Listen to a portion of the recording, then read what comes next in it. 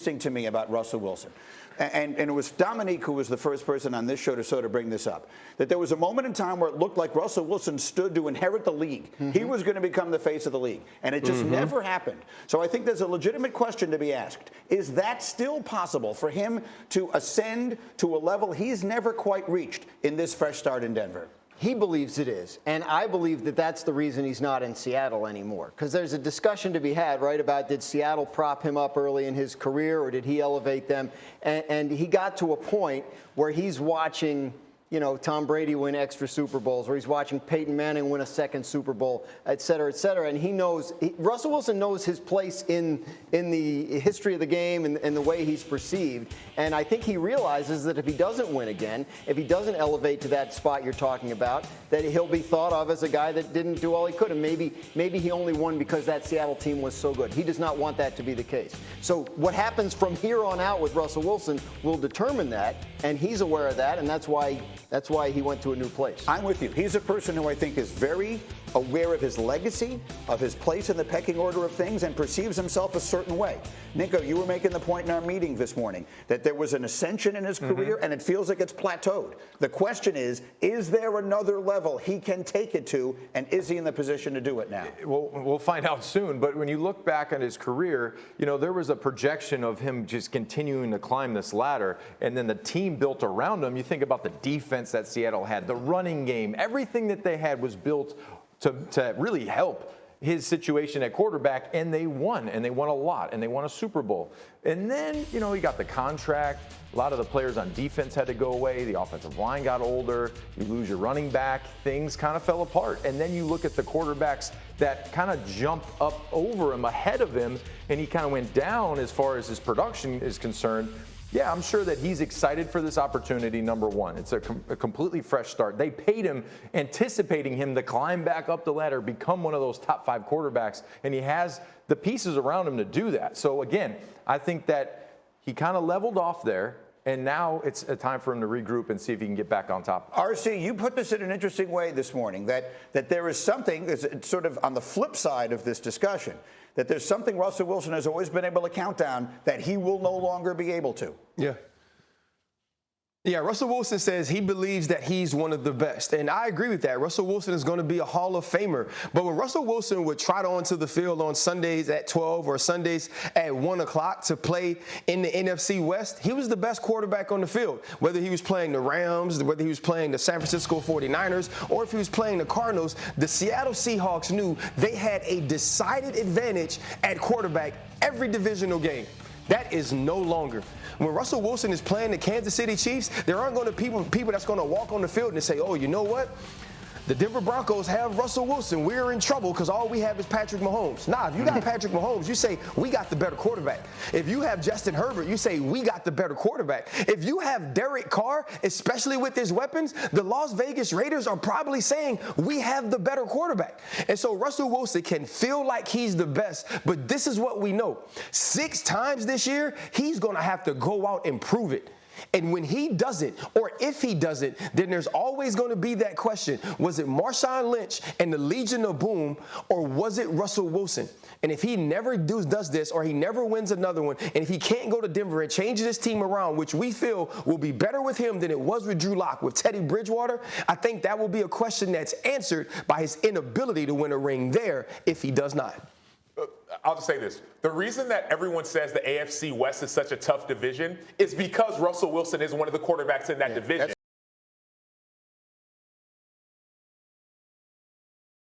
Fair. And so, like, the whole deal about, like, man, well, we'll see. Like, yeah, we'll see. But of course he's better than what Drew. Of course he's better than what Drew Lock was. Of course he's going to be better than what Teddy Bridgewater was. Like, that's why they brought him there. And so I get it. You're right. He can't walk out there and say I'm the best and better than all these guys, at least on paper. But what he could do in Denver is take this team to the playoffs, right? And also maybe win some games in the playoffs. That's how good this team around him could be. Well, that's why a player who was, to RC's point, already a Hall of Famer has a lot. Physical running the football. But let's switch to the defense. No Tre'Davious White, no problem. Von Miller and that rush were absolutely phenomenal. They played great defense on the back end. Those two high safeties, Hyde and Poyer, were amazing. The Buffalo Bills are the team to beat, and many people felt that coming into this game. I think they lead this game an even bigger Super Bowl favorite. Right now, yes, it's only been one game played, and so Josh Allen would win the MVP. I don't think that changes. He's the best the league has right now, and so are the Buffalo Bills. That's a big statement, but it's impossible to argue. And, you know, Graziano, you were making the point earlier today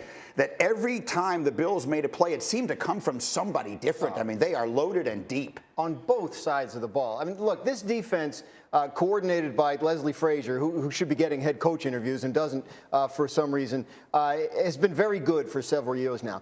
But Von Miller, who looked 25 years old last night, it could be the piece that elevates it beyond just very good. He was for the Rams last year. They acquired him midseason, and when you talk to people with the Rams, they say he was the difference maker. Because he had won the Super Bowl before, he could come into a locker room full of guys that hadn't and explain what it took. He can do the same thing in Buffalo, and it's a big part of the reason why they signed him. But, I mean, layer after layer of guys. I mean, they're rotating in defensive linemen. They have all kinds of linebackers. They have cornerbacks good enough to get them through a Tre'Davious White injury, and that's just the defense. We could talk about the offense and Josh Allen and all the guys he's thrown it to, and the fact that in 4 of their last 6 games, they have not punted.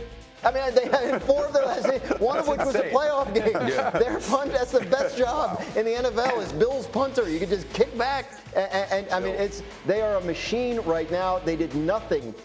All our picks came out. Our Super Bowl picks came out yesterday. Yeah. I hate being like part of the crowd, right? Like, oh, everybody's picking the Bills. I feel a lot better about it after watching them play that game. Yes, and I feel a lot worse because I didn't pick them. And, you know, Nico, you made the point. If not for the turnovers, they turned the ball over repeatedly. What is that game last night without the mistakes? I mean, it was already a blowout, but a complete blowout. So you look at the Bills and those turnovers that they had. I don't put those on Josh Allen. A couple of them, you know, you got the fumble, you got the interception where the receiver has to come back to the football. He ran the in cut and it kind of just faded away and was undercut by the defender. So again, you look at those turnovers. If they didn't turn the ball over, it could have been what? 50. Yeah. I mean, it would have been insane if they had 3 more possessions where they actually scored. So again, you look at Buffalo. There's things that they can work on and be better at, which is even scarier, really. Yeah, well, look, I mean, you got to have some sloppy play in the opener. That's to be expected.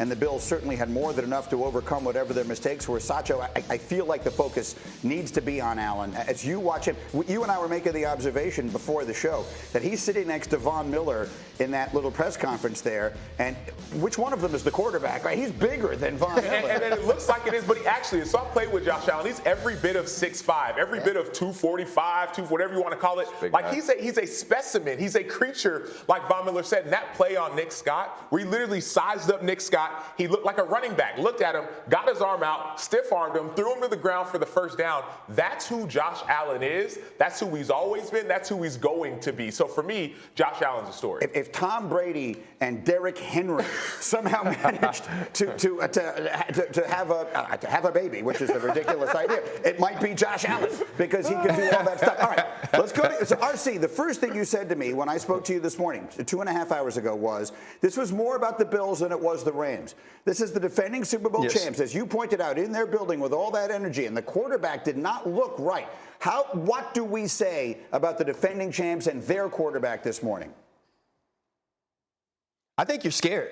I mean, when you look at a Sean McVay team, the one thing that we can say about them is that they always seem to be prepared. And they didn't seem to look like this as an offense probably since they lost the Super Bowl to the New England Patriots. And it was in that game that Sean McVay said he learned some things and he had started to understand some things and he had to be better. And he was out-coached by Bill Belichick. I believe it looked the same last night when Sean McVay was facing Leslie Frazier's defense. You didn't see the zip on the ball from Matthew Stafford. And Nico talked about it a little bit on the call this morning. Some of those out routes and some of the plays that he was throwing the football to the sideline seemed to float away from him. And I said this during the offseason when we were talking about Stafford's injury. I said, as long as he can throw the football like he always has, we're okay. We've never associated Matthew Stafford's success, his potential, or anything we thought about him with anything other than arm talent and arm strength. If he loses that, who is he? He's the guy we saw last night. Also think about this. Remember, you bring over Allen Robinson, and Allen Robinson has been good with every quarterback quarterback he's played with, whether it's Mitchell Trubisky, Nick Foles, or whoever it was, he was always a guy that could produce. He barely gets the ball last night.